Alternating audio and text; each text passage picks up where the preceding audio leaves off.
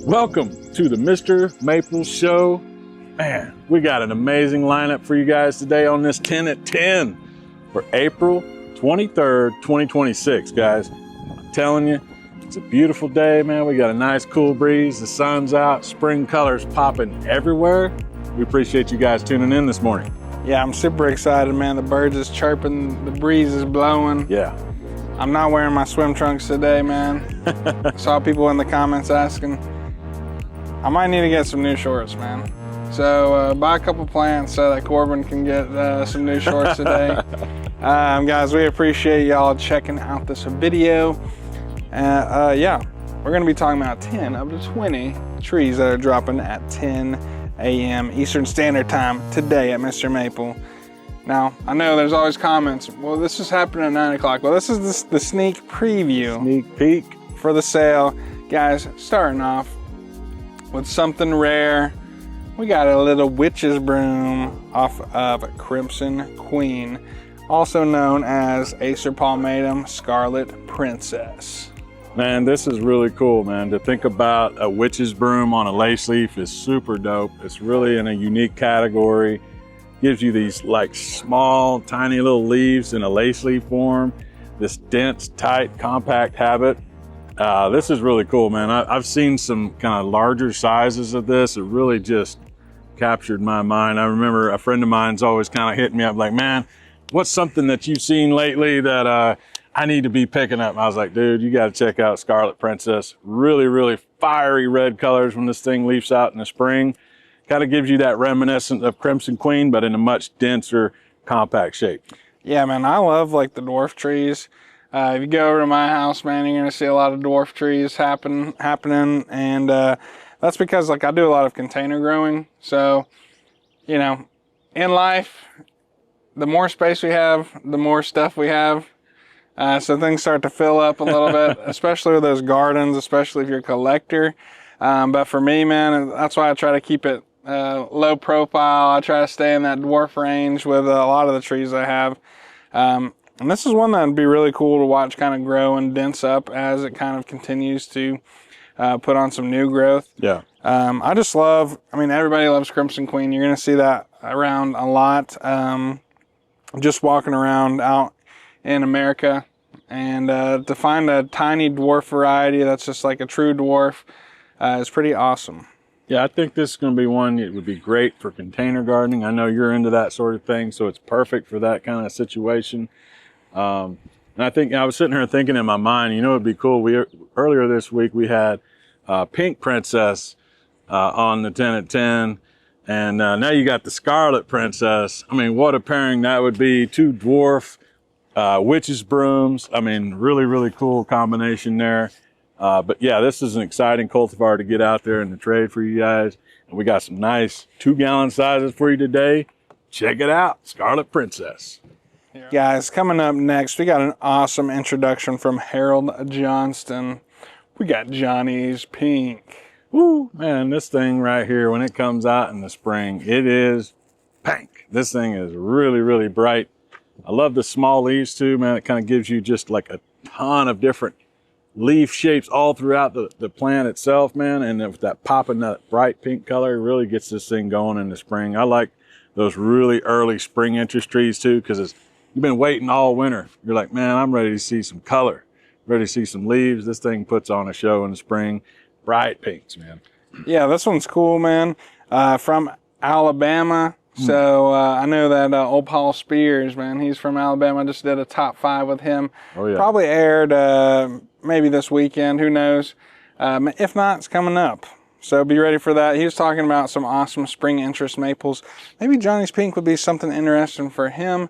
A nice heat tolerant maple from Alabama. And I don't know if they call it Johnny's Pink or they call it Johnny's Pank, man. You know what I'm saying? Like, so there might be a little confusion there.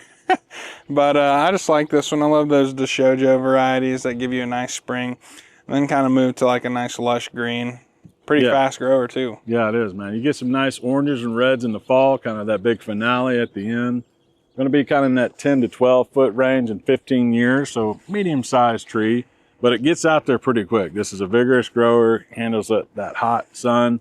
And that kind of pushes the motor, man. You get it out in the sun and it really starts putting on a lot of new growth, which is nice. You get that kind of pink flushing back over that kind of olive green colors you get in the summer. Really exciting plant for you guys, Johnny's Pink. Okay, coming up next, we got Acer Palmatum, Catalina Yatsubusa. Oh yeah, I'm just starting to dip my toes in that Macabre collection, man. I heard it's a slippery slope though, man. So if you're looking for a Catalina Yatsubusa today to add to your Macabre collection, guys, we got a pretty nice set of them. Yeah. Super beautiful variegated Macabre with that green on green variegation. Yeah, it's really cool how the way this variegation kind of mutates each and every leaf. No two leaves are the same on this. You get some kind of swirling, some like little edging around the edges. I mean, sometimes the leaves are a little bit bigger too. You'll see some of the bigger leaves have more of a fatter lobe with a little bit of variegation out towards the end. So it's like super inconsistent as far as just leaf shape. So it really gives a unique texture, a great style of variegation. I love that green on green. Really brightens up the colors on this thing. And you still get that tight, dense habit. Yeah, I think Tim, he calls this one the mean green variegated machine, bro. So, I mean, you know, that's straight from the horse's mouth right there on that one.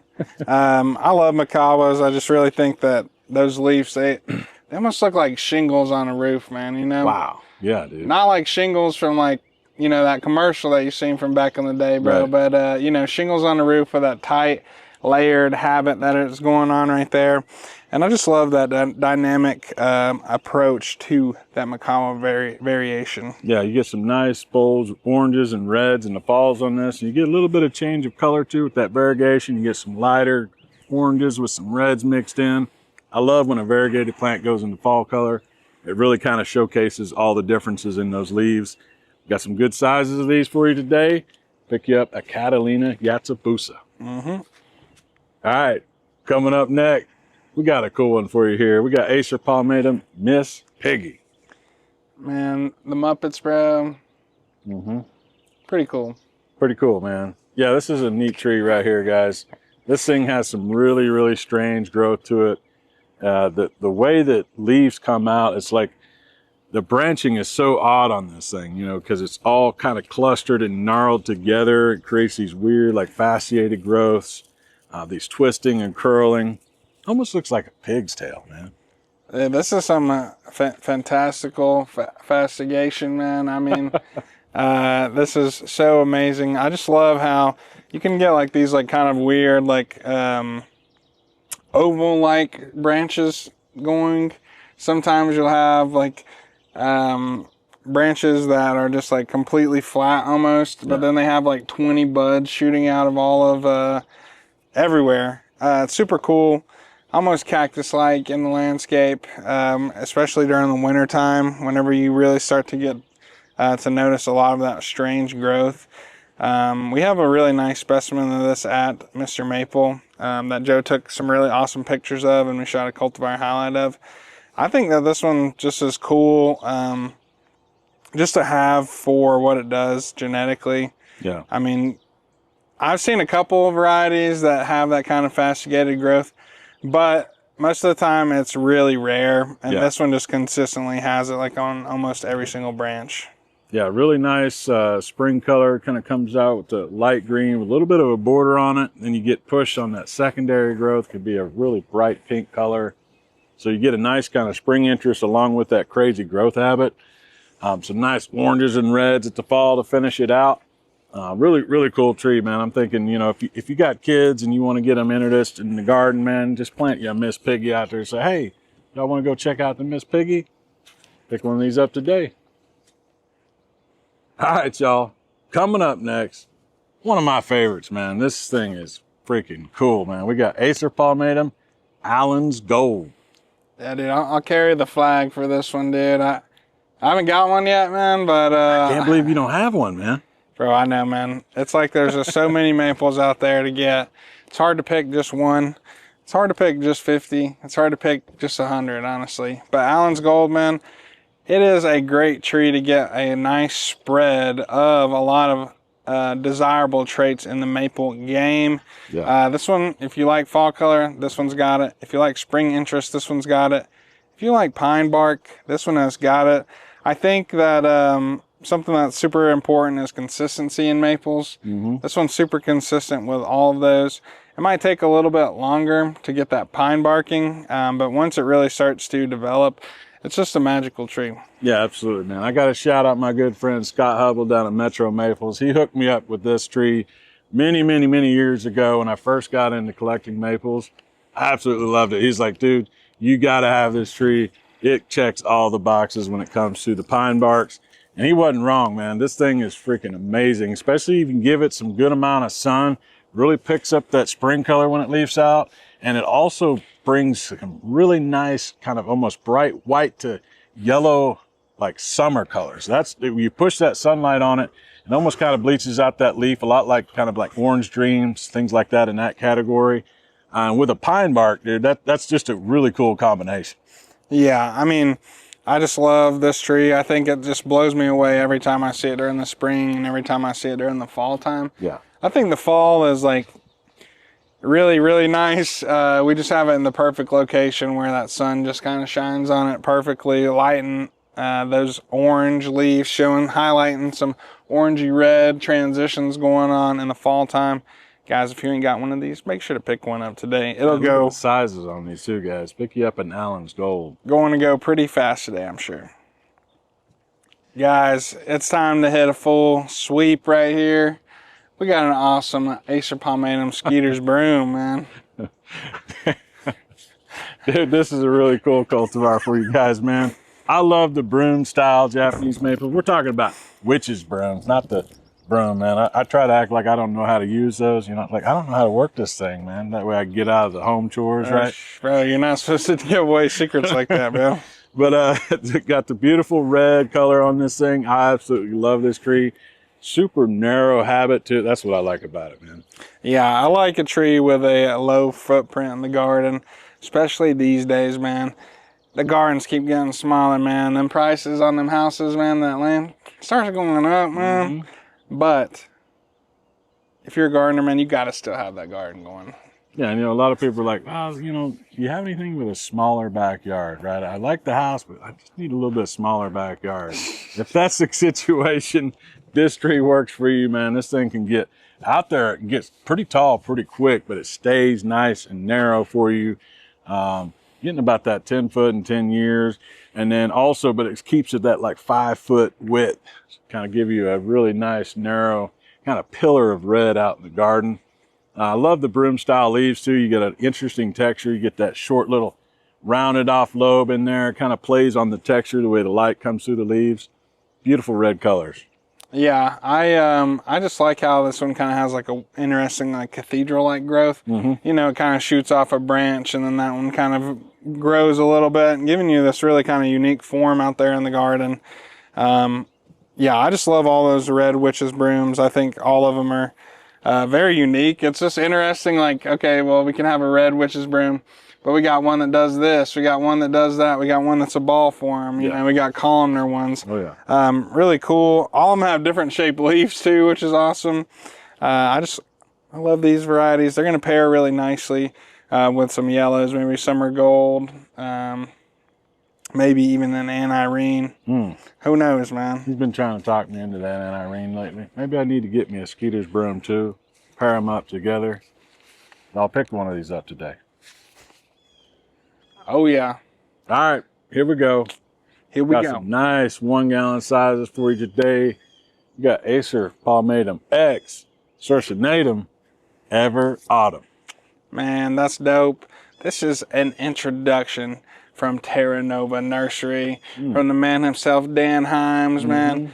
Now, Dan, he likes some maples, bro. He's a pretty funny guy, pretty cool guy. He travels to Japan a lot as well.